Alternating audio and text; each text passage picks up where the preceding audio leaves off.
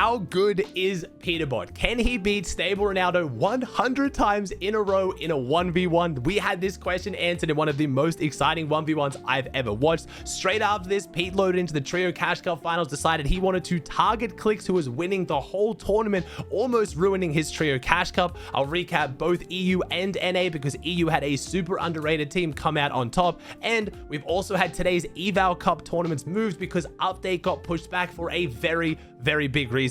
There's a lot to talk about. Let's jump into it.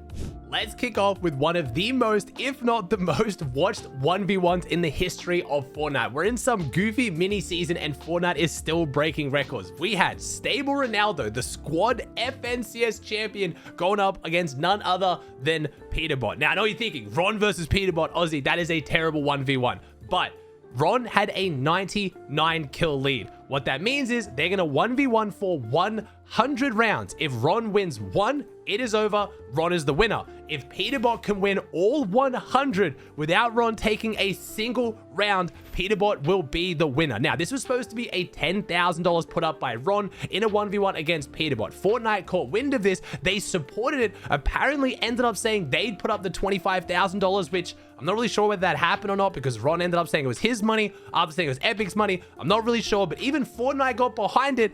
Ron went live with, of course, in Ron fashion, a full intro, full production. It was amazing. And then I watched Peterbot versus Ron go for 100 rounds, and Peterbot won it. Now, it was mostly build fights. 75 rounds were build fights, 25 were zone wars, but they were all on NA Central, giving Peterbot the ping advantage. Now, a lot of people have complained about that, but 100 rounds is ridiculous. Now, just for clarity, going into this, I was in a stream with a whole bunch of big pros. We had Mr. Savage, Clix, Faxity. We were all in there talking about this, and I said I think Ron is gonna win it. Not because I think Ron's better than Peterbot, but one single round. Peterbot is insane. He just carried me to a Pro-Am win. No one knows more than me how good Peterbot is, but even I doubt it. He ended up winning all 100 rounds. Now, I will say, I think Ron's biggest enemy was his mental.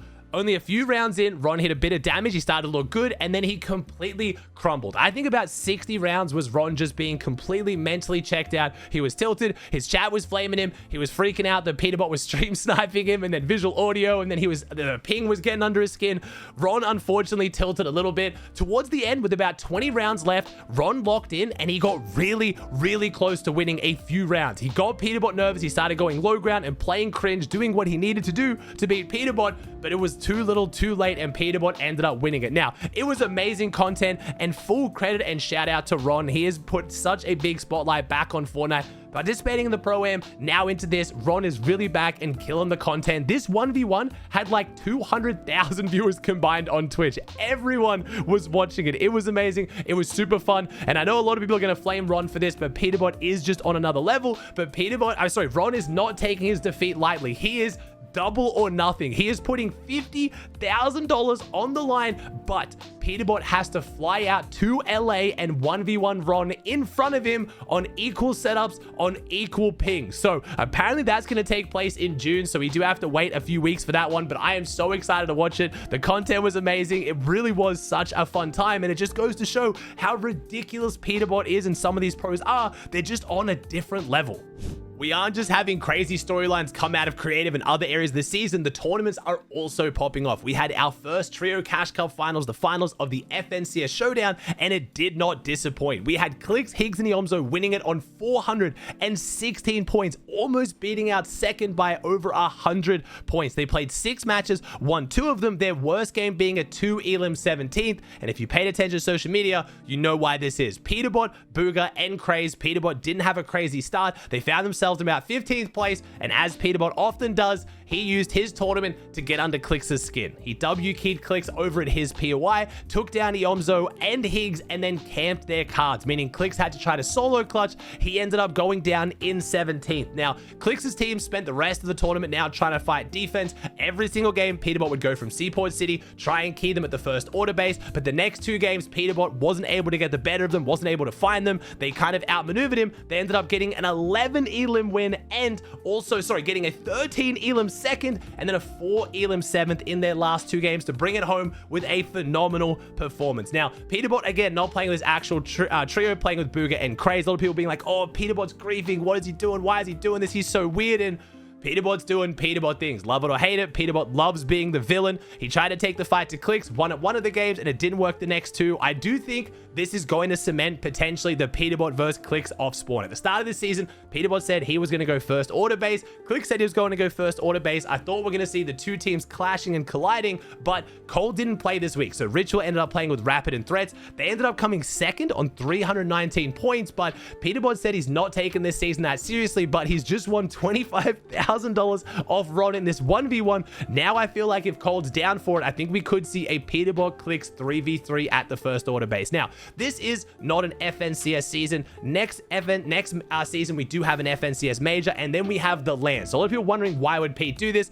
I think Pete just likes the reactions. I really do think he loves being the villain in these situations, but there is also a kind of tactical position of, again, getting under Clix's skin. This is a team that he's going to be going up against next in FNCS. They did just come second, right behind them by only a few points, so Clix is going to start kind of feeling like he can take Pete here. Pete's maybe going to start feeling the pressure and want to remind Clix who he is. So it's been exciting to watch. I love the fact that Clix was able to hold his own and still go on to win the tournament. A lot of people in the Peterbot camp saying, oh, it's just a Star Wars season. It's not even that much money on the line. Why is Clix celebrating so much? It's exciting. It's still making what is a pretty goofy, boring season way more exciting. So I'm getting behind it. I'm super excited to see what this means for the weeks going forward. We still have a few more of these cash cups, so hopefully they're going to be nice and exciting. I do want to point out the eval cup that was supposed to be taking place today. As of you guys watching this video, it has been moved. It is now going to be moved to tomorrow because the update got postponed by a day. I'm going to talk later in the video about why the update got postponed, but just so you guys know, there is no tournament today now, but we still do have a bunch of cash cups. We had Scare, Edgy, and Chance come in third place. I love that this trio stuck together. They didn't even make grand finals, and they still had the loyalty to stick together knowing they're crazy. Third place, really good performance. Mud, Shadow, and Rise potentially foreshadowing their new trio. We'll see where the Shadow sticks with them, coming fourth overall. And then G-Money, Bolts, and OCID, who are winning for most of the tournament, or at least top 2 or top 3, ended up dropping down to 5th with a couple rough last 2 games, but they played really well overall.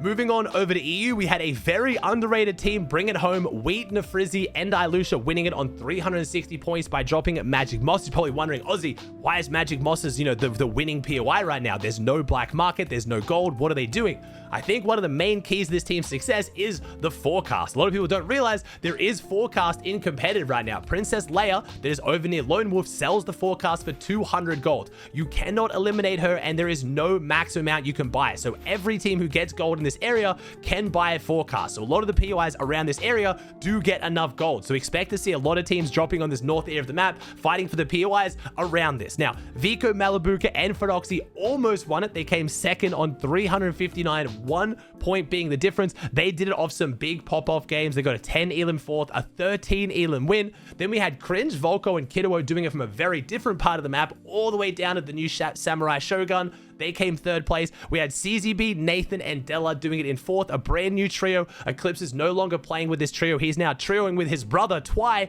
and Dexy. So CZB, Nathan, and Della looking very good. Pink, Nebs, and Kiro, a trio from FNCS, rounding out the top 5. And then just outside the top 5, we had Mr. Savage's trio without Mr. Savage. Chap, Maxi King, and Rezon came 6th. They were doing really well throughout the tournament, getting an 8 elim second and an 11 elim second, dropping off, unfortunately, in the last couple games, but showing a lot of promise for Mr. Savage when he slots into this trio. Crime City, with this trio, I think could be winning a cash cup this season. We'll just have to wait and see. Then we had Vanu, Pixie, Marius, our reigning FNCS champions, in 7th place. I was expecting a little bit better from them, but it is a pretty weird meta. Again, I don't want to make excuses for any of the teams playing, but you have 130 DMR headshots, the lightsaber abilities pulling you off height, throwing rocks, throwing like lightsaber boomerangs through your builds.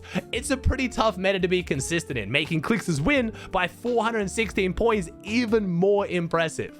So you're probably wondering why the update got delayed, and don't worry, it's not because there's something catastrophically wrong with the game. It's not going to break it. It's because of Fortnite Mobile. Again, you probably heard a lot of conversations about Fortnite Mobile returning to Apple, and we had Tim Sweeney, the CEO of Epic, make this tweet: update, we need to release a weekly Fortnite update with new content this Friday, and all platforms must update simultaneously. So we have pulled the previous Fortnite version submitted to Apple App Review last Friday, and we've submitted a new version for review. So what they've done is they've now going to be taking the new update, giving that to Apple because apparently it takes a while for Apple to accept these reviews, meaning that the game will launch on Apple on the new update. So that's why they pushed it back. It is a little bit unfortunate because it will affect the eval cups. I know a lot of people were ready to play, but again, that is just Div 1 players. There was going to be no tournament the next day anyway, so they've just moved it back a day. It doesn't shuffle a bunch of things around. That is the advantage of having a season where there's not 7 tournaments a week. But in case we're getting ready excited for the tournament or the update, it's being pushed back. This wasn't one of the big content updates either.